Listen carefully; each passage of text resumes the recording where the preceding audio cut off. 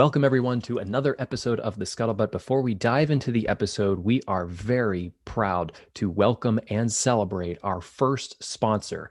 D&D Metal Recycling and Auto Salvage began as a small hauling and used auto parts operation in the Pittsburgh area in the late 1970s and has grown into a full-service metal recycling company with two locations, Lawrenceville and Tarentum. These are state-of-the-art scrapyards with deep roots in the community and a strong commitment to the service of their customers. D&D accepts all types of metal, both ferrous and non-ferrous, that may be generated by industrial manufacturing, construction and demolition, small commercial entities, as well as individual customers. They have a wide variety of material handling equipment and are capable of managing any job in a timely and efficient manner. You can contact them for quotes and availability at dndautosalvage.com. That's D&D autosalvage.com. Thank you, D&D, for supporting this podcast. And now, on with the show. PTSD is something that has been around for a long time. There are many traditions and many different cultures of how they welcome their warriors home. And I think that that's an extremely important thing that we may need to work on as a country. It is all of our responsibility to care for the veterans when they come home.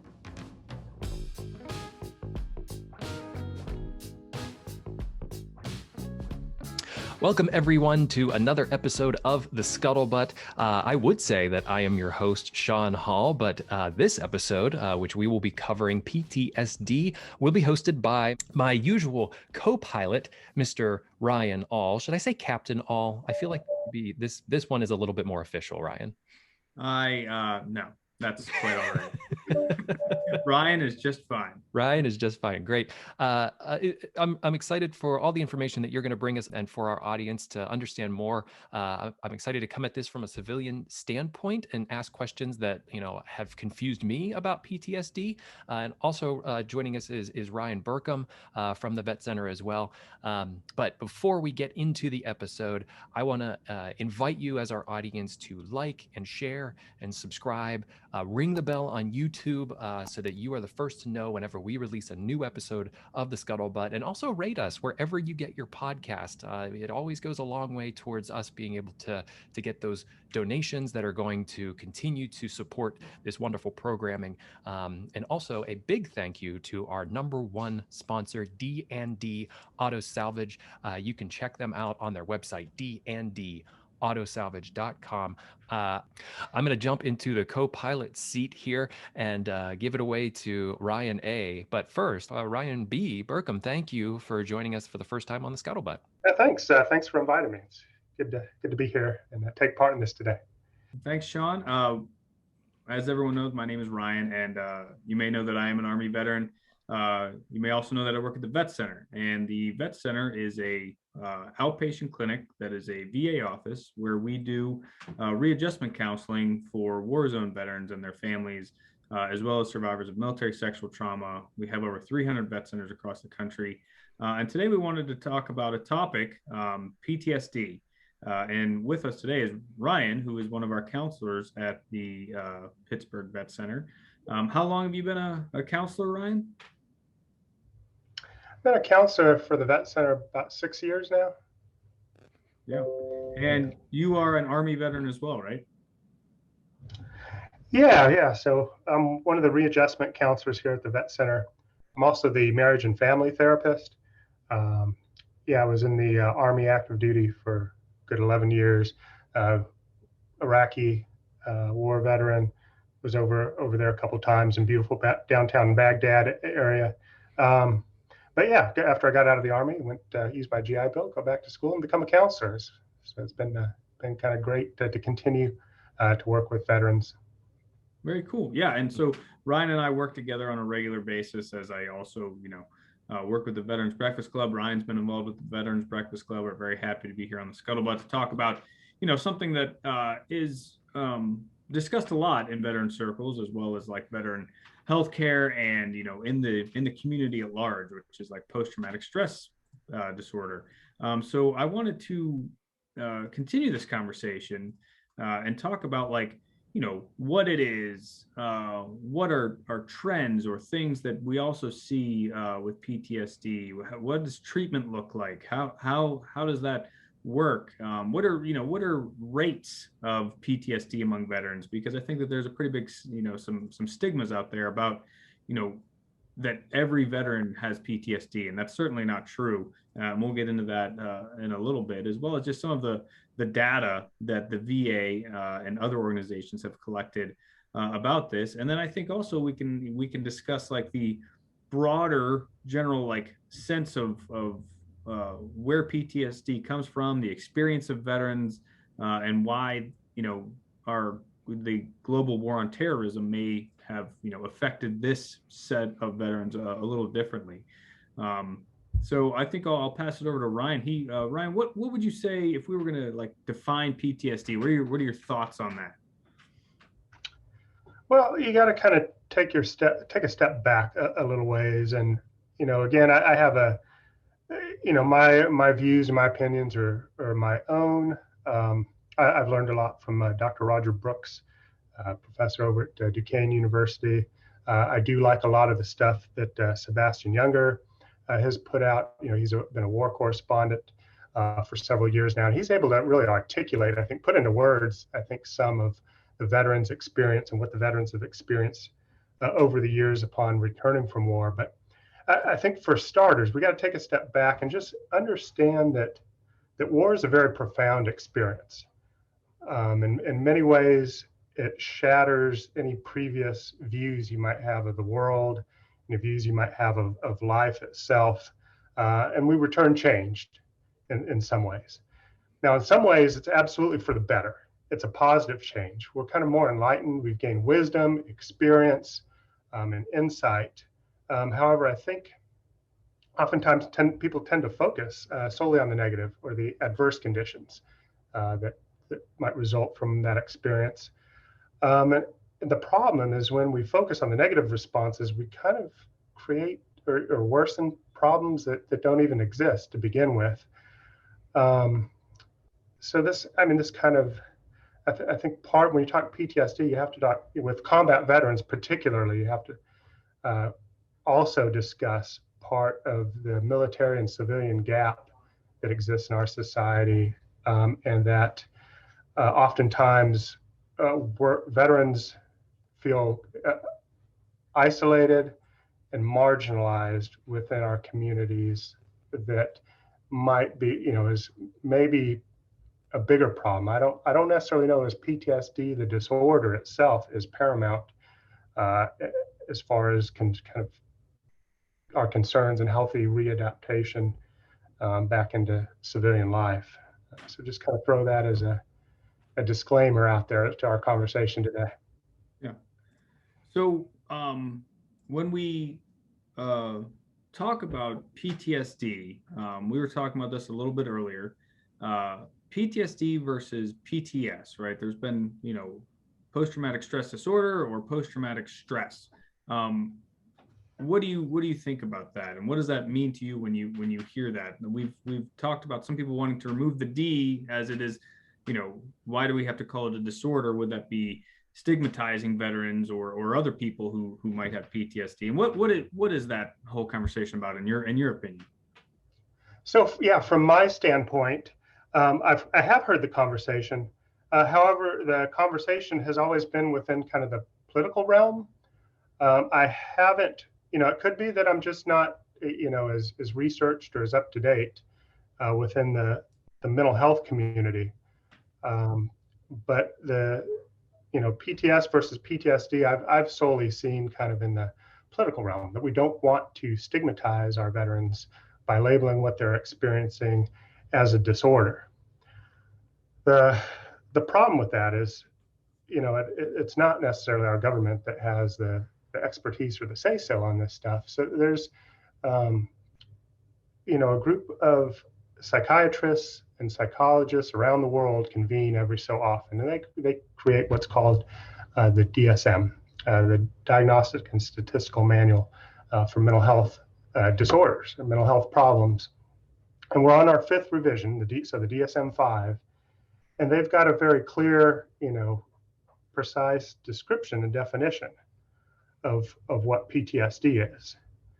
The problem was that PTSD, the the psychiatric disorder wasn't built to describe combat veterans and what they go through returning from war.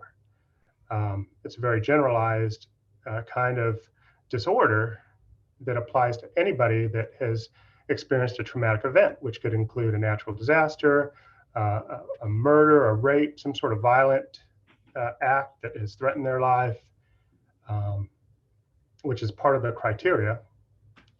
And then afterwards has experienced some sort of reliving of the event, distressing memories.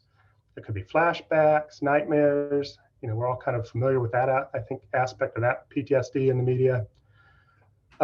There's also an avoidance symptom where you kind of go out of your way to not think about these horrific events, right?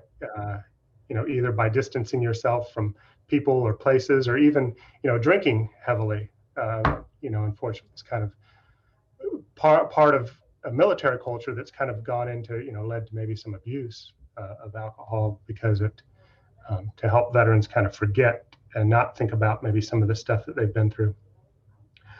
The fourth symptom would be that there's a negative kind of alteration in your thoughts and moods. Again, kind of your kind of overly negative thoughts about, the world, about other people, and your mood can suffer as well. Extreme sadness, depression, feelings of fear, guilt, shame, confusion.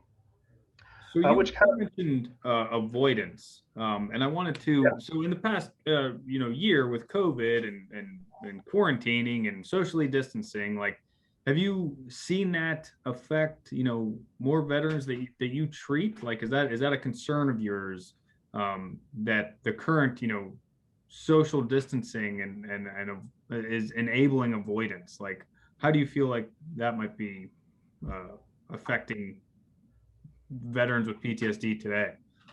Yeah, it's a good question, because I want to say that actually veterans out of the whole entire population are actually coping with this really, really well.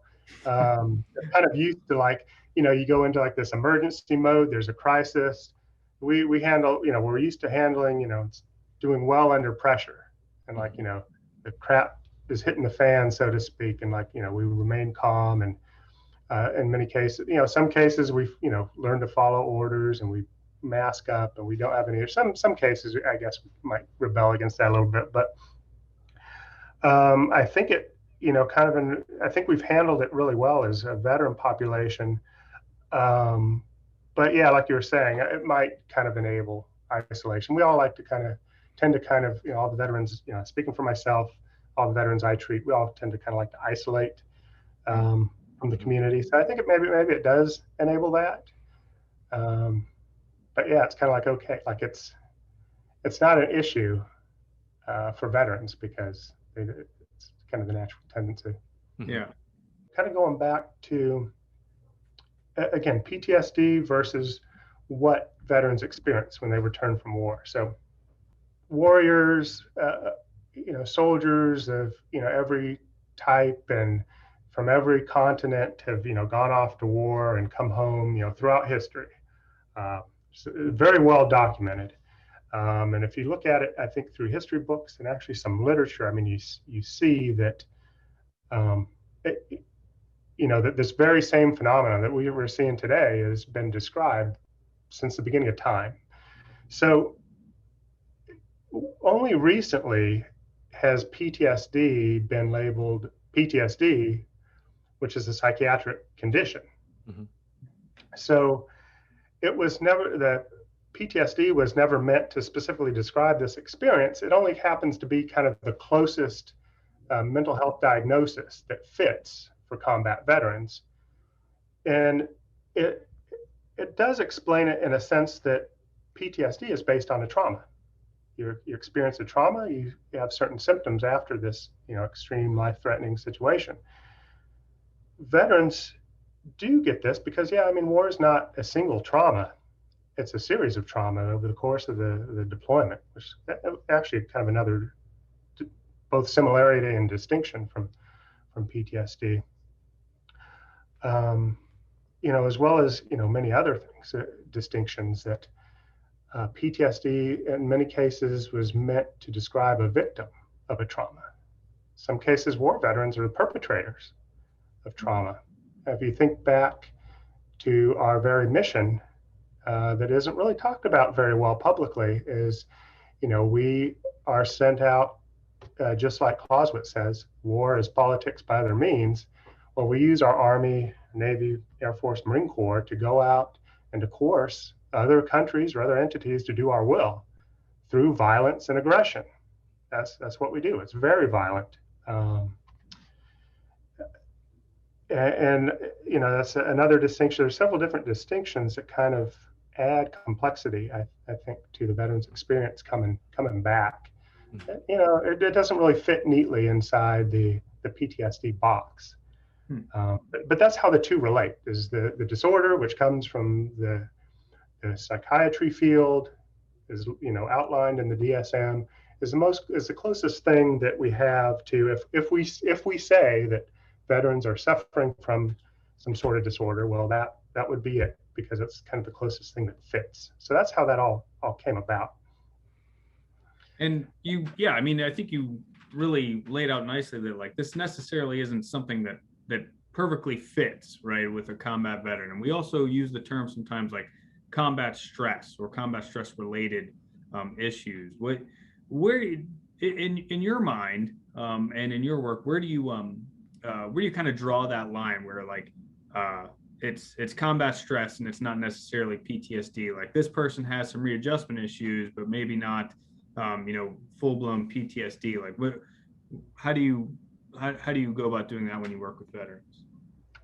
Well, I mean, fortunately at the Vet Center, we're focused on treatment. We don't formally issue a diagnosis to our veteran clients here. We give a diagnostic impression that kind of best explains, what might be going on for the purpose of treatment.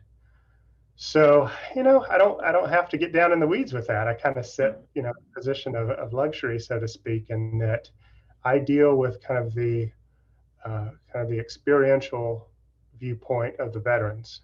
What is it?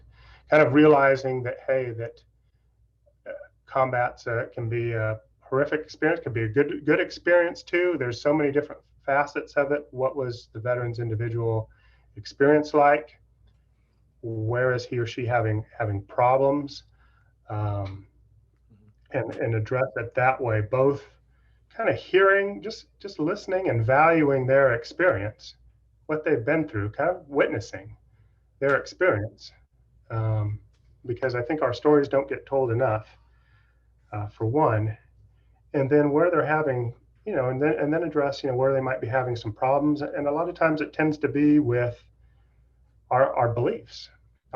We've seen a side of humanity that is the worst. It's, probably about the absolute negative it could get. So when you come home, like, I guess what I'm saying is, we train our military, right? We train, starting with basic training, boot camp. We train and train and train, getting ready for war, which is this crazy, horrific, violent experience. Mm-hmm. And then we go to war and we live in that environment for 7 months, a year, up to 15 months or more at a time. We live in that environment for a year, and our bodies actually naturally adjust, and we get used to that. And it's a survival mode. We get very good at it. We get used to surviving, and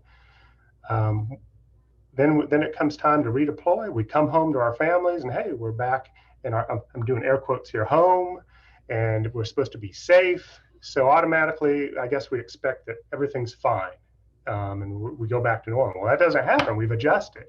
When we leave, we come back, we expect everything to be the same at home.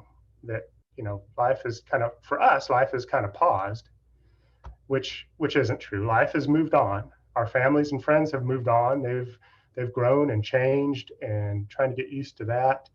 And I think what we don't realize is that we've grown and changed in a different direction. So it's almost, coming home isn't always relaxing. It can be a very foreign experience. Like, we step foot, back. We're told this is our home, but we feel like we step foot on another planet. It's like something, Sure. Out of the Twilight Zone sometimes. Yeah. It can be very, very surreal. while we take a quick minute, I wanted to, because lots of people always have questions about this. Sure. And I wanted to talk about kind of what are the recognized rates of PTSD among veterans. And this is from the VA National Center for PTSD. For Operation Iraqi Freedom and Enduring Freedom, so that's Iraq and Afghanistan, they say about 11 to 20 out of every 100 veterans, or between 11 and 20%, who served in Iraq or Afghanistan have PTSD in a given year. For the Gulf War, they rate that at about 12%. So 12 out of every 100 Gulf War veterans. And Vietnam, they say about 15 out of every Vietnam veterans were currently diagnosed with PTSD at the time of their most recent study. So it is estimated, however, that 30 out of every 100 Vietnam veterans have had PTSD in their lifetime. So those are some pretty wide numbers. You see, and it kind of, if you think about those wars, it might make sense, right? Like the Gulf War was very short. There wasn't a massive deployment. It wasn't like a long ongoing thing. So that having like one of the lowest numbers of PTSD, I guess, would make sense. Vietnam being a very long and violent and very difficult war, both in theater and for those coming home, makes sense that has the highest rate out of those three conflicts of PTSD. And then Iraq and Afghanistan varying somewhere between 11 and 20%, which also kind of makes sense. I think what I have always found interesting when doing research about this subject is that it's very hard to find those numbers, right? Because a lot of veterans don't report it and don't seek treatment for it, right? One of the most difficult things we run into at the vet center is recognizing that a person may have a readjustment problem or be in need of counseling, and then trying to convince them to do it. So there are these stigmas, not only that all veterans have PTSD, but there are stigmas of the veterans themselves not wanting to seek treatment because they're not physically injured. They're still capable of doing their job. They don't want to admit that something is wrong, right?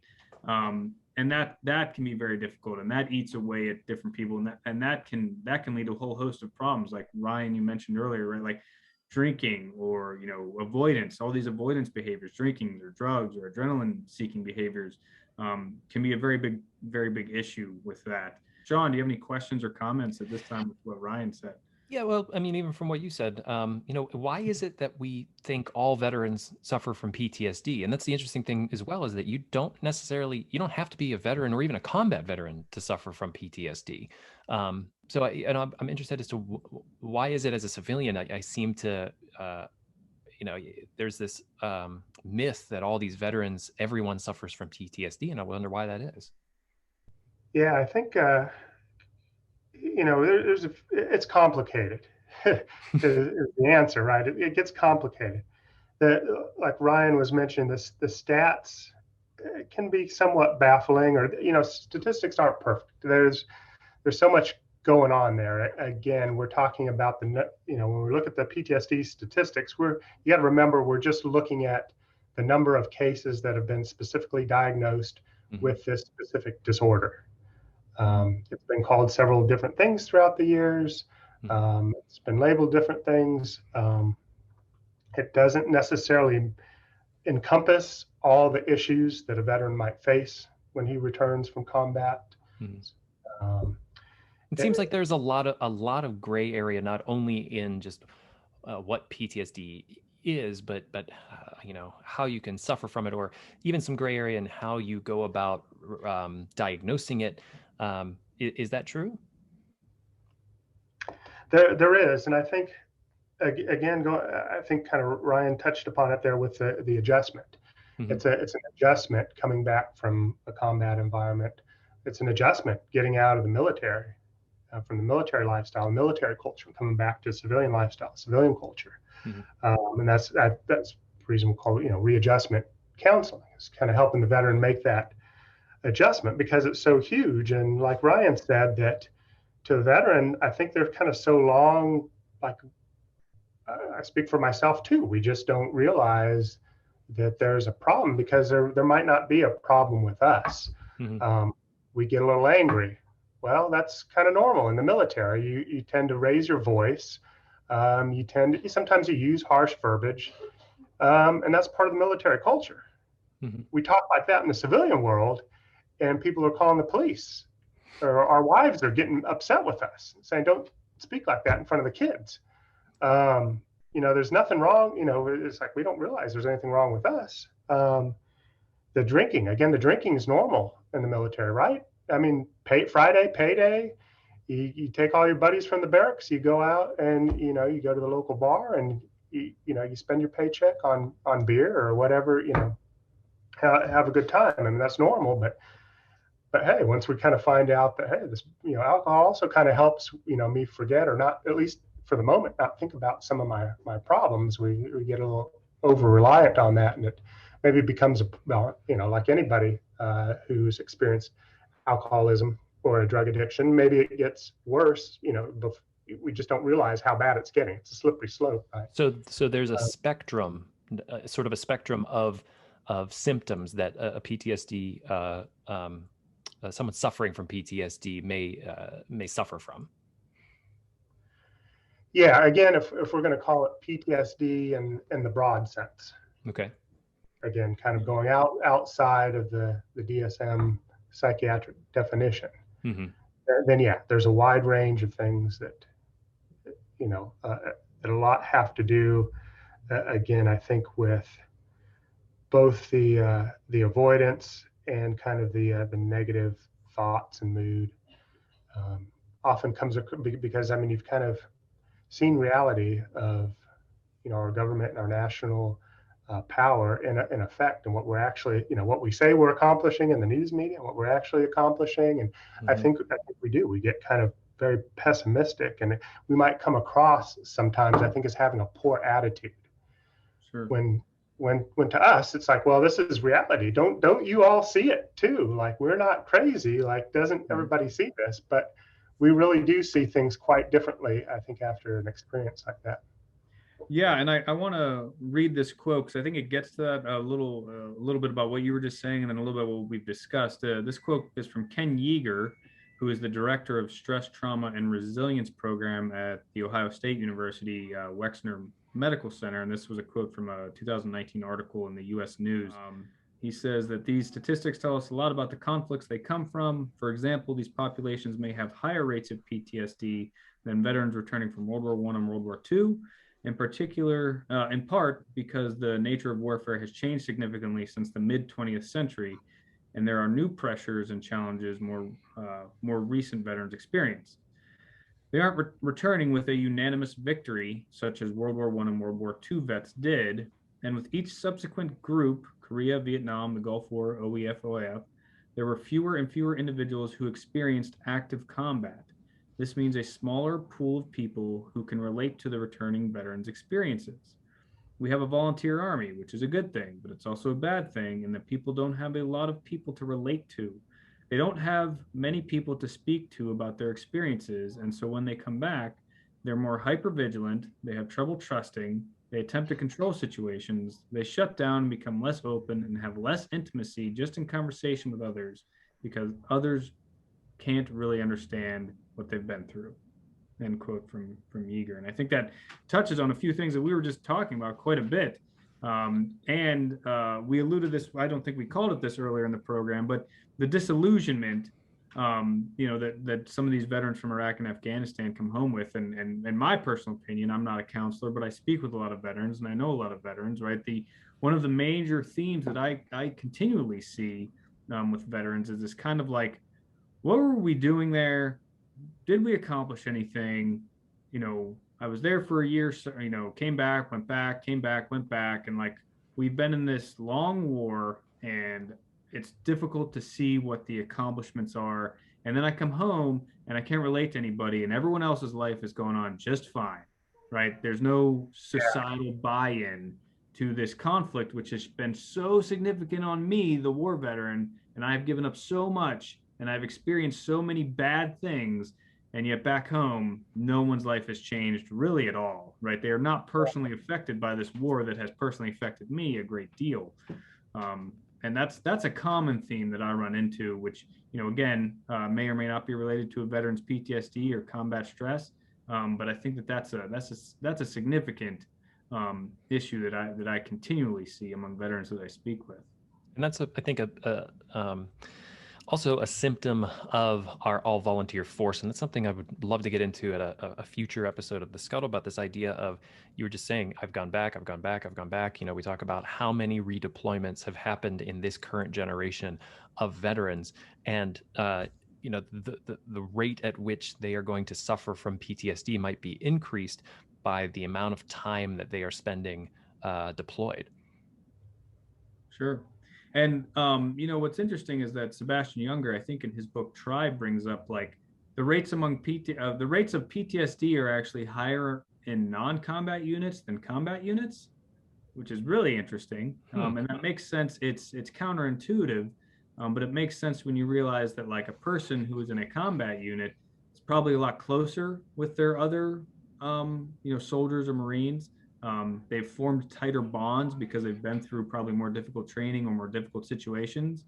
So when things come up, they do have people who are close to them that they can relate to, and can maybe try to de-stress or process that trauma a little bit more effectively. So it's pretty interesting, because it does seem counterintuitive. You would think that the combat units with the highest action total would have higher rates of PTSD, but that's not the case. It doesn't seem right to me either. I don't know if I have a good answer for it, but I mean, kind of what you said, going back to, again, kind of that isolation, like, and Younger talks about this pretty in depth in Tribe, is that, you come back and you feel like you just don't fit in anymore. Nobody cares. And you just have this extreme experience, and you want to you do, as much as we say we don't want to talk about it, we do kind of want to share it, I think, with other people. And we're trying to kind of explain and make sense of this crazy experience. And then, our buddies are preoccupied with, well, what color mulch should I put down this spring in the yard? And it's just like, what? Like, you're on two different wavelengths there.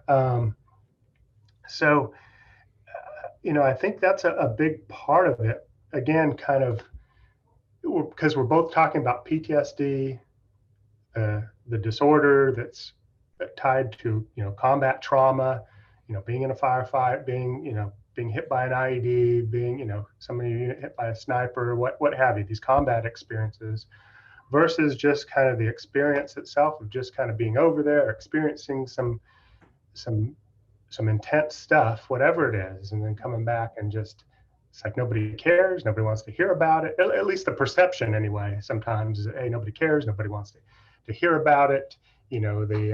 It's not even in the news anymore, or it's in the news, but it's they say we're losing. All that factors in, right? Mm-hmm. Yeah. Okay, so we've talked a lot about like what PTSD is, combat stress, what veterans' experiences are like.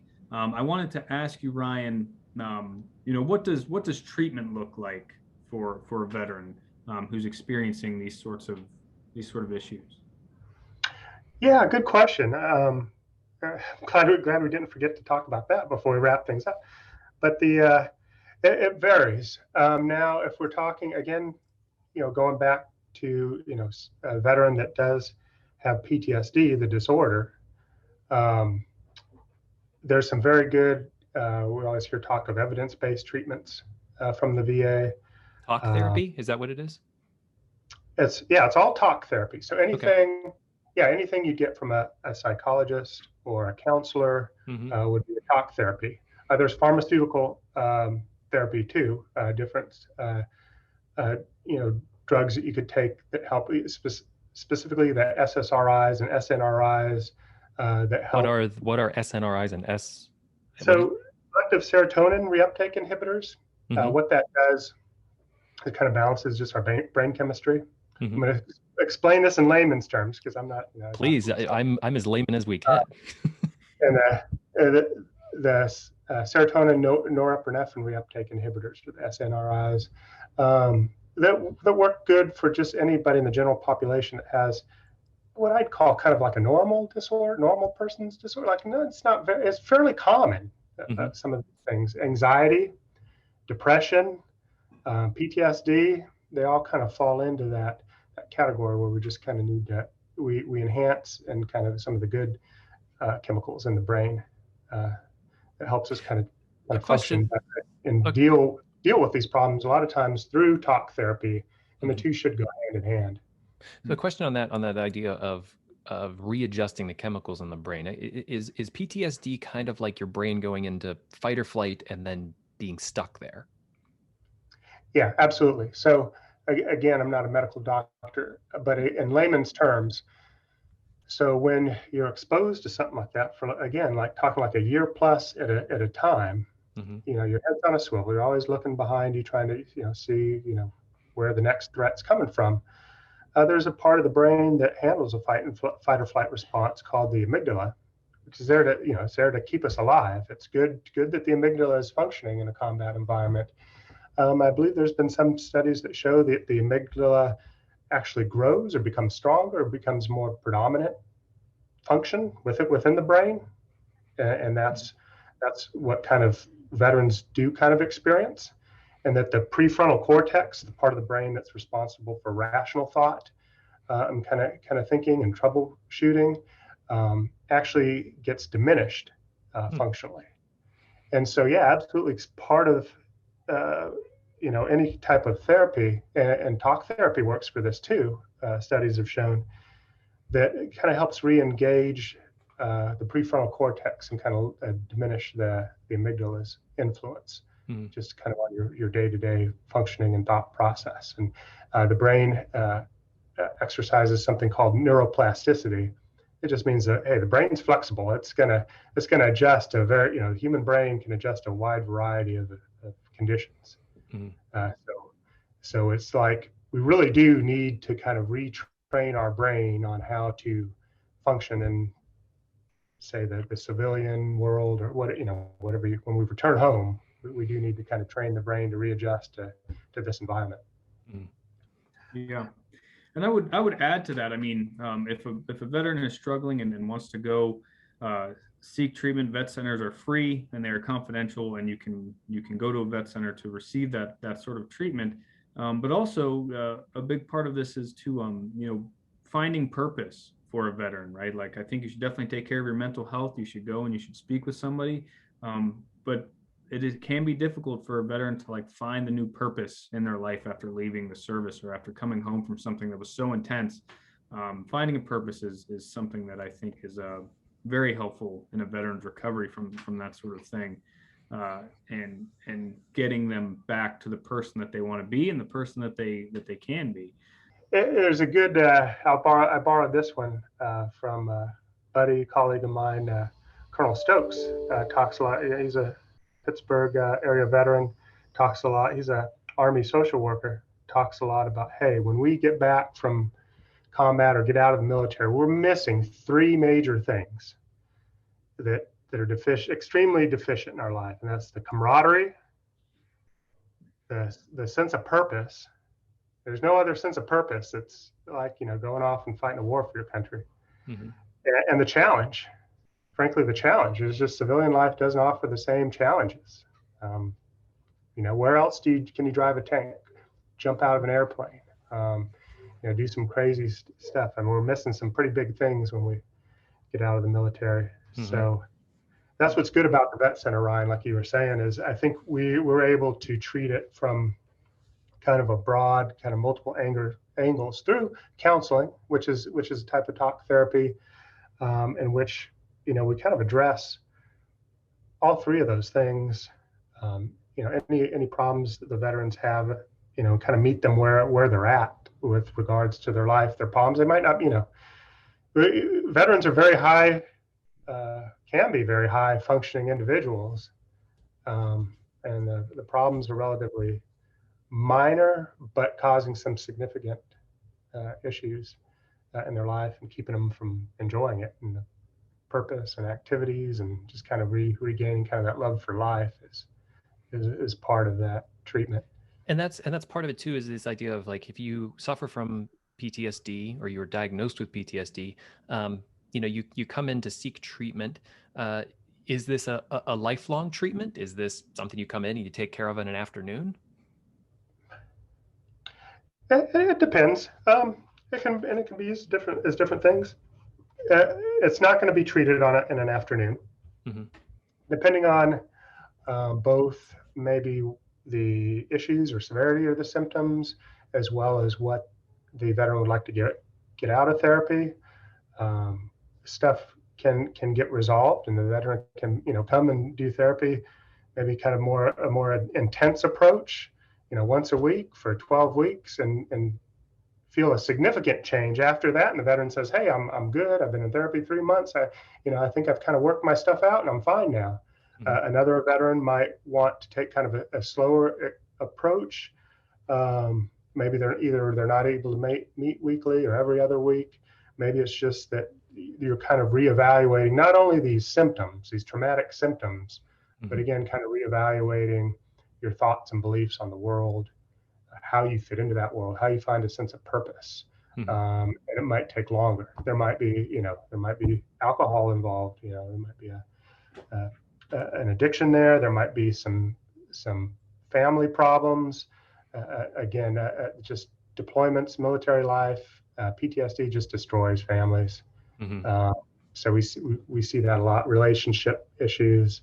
It all kind of depends, and this can kind of turn into a longer process. We don't like to time limit it because we're always here for veterans. However, whenever they need that, would like to kind of reflect on things. And what is the rate of success? Do we even know those numbers at this point? Is this sort of like an ongoing study of, here are the treatments that we know can have a positive effect on the veteran and their lives? Have they studied numbers of those who have responded well to these treatments? Yeah. So the again kind of falls into a couple of different categories. The VA's evidence-based treatments, on the one hand, are very good at providing kind of a uniform treatment modality to veterans, and they tend to focus again on the PTSD specific symptoms, the re-experience, the avoidance, the negative, and there's a scale. And if you go through evidence-based therapy, you really do.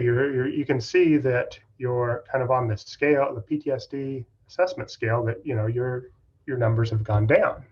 You're probably going to, like anything in life, there might be some remnants. I don't know if we're completely able to eradicate PTSD from your life. But again, kind of with kind of the non-evidence-based treatments, kind of working on some of the more kind of cloudy issues and more nebulous issues there. There's not any, we don't really keep strict statistics on that, but we use kind of more of an experience-based approach. Is the veteran, do you report? Do you think this is helpful? And I've never heard a no, or if I have heard a no, it's like, hey, well, let's do something different. Right. The veterans are always, the goal is, that veterans are engaging in therapy, taking time out of their day or week to better themselves, and they're going to see some positive results. So it depends on what the goal is. What's the goal for therapy? What do they have individually they'd like to accomplish? Sure. So before I turn it back over to Sean to wrap this up for us, I wanted to thank you, Ryan, and I wanted to thank you for being here, and I want to thank Sean for letting me host this week on an issue that is so extremely important in the community and in our veteran community. And just, to say to everyone that it is all of our responsibility to care for the veterans when they come home, right? Veterans who joined and went overseas did this on behalf of the people of the United States. And what we talked about earlier, that PTSD is something that has been around for a long time. There are many traditions and many different cultures of how they welcome their warriors home. And I think that that's an extremely important thing that we may need to work on as a country, about how we welcome them home and what the integration process is for those veterans. Two things I would suggest to people who, if you're interested in learning more, is to read War and the Soul by Ed Tick, and the book Tribe by Sebastian Younger. I think those would be two fantastic books if you're interested in learning more about this subject. So, Sean, I'll turn it back over to you. Thank you. Thank you, Ryans, both of you, for these really in-depth, great information. If you're an audience member here listening to the Scuttlebutt, I implore you to continue researching PTSD online. If you have any questions, you're always welcome to email us at the Veterans Breakfast Club. Myself at Sean, that's at SHAUN at veteransbreakfastclub.org. I want to thank you both for this really important discussion. And actually, I believe this episode is coming out in May, which is about a month early than the PTSD Awareness Month, which I believe is in June.